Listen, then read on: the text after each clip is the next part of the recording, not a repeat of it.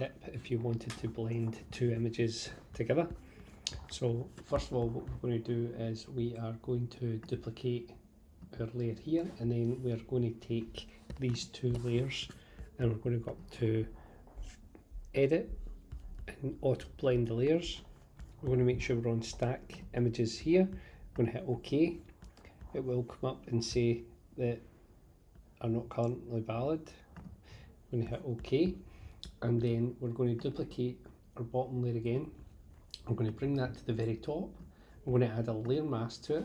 Now we're going to hit Command or Control I to invert it, and then we're going to use a white brush, about 52%, and we're just going to start to rub out round about the edges of that lightning line there.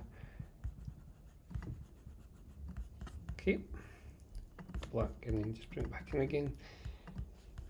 And that is a quick short tip if you want to blend two images into the one. Hope that helps, and I'll catch you on the next one.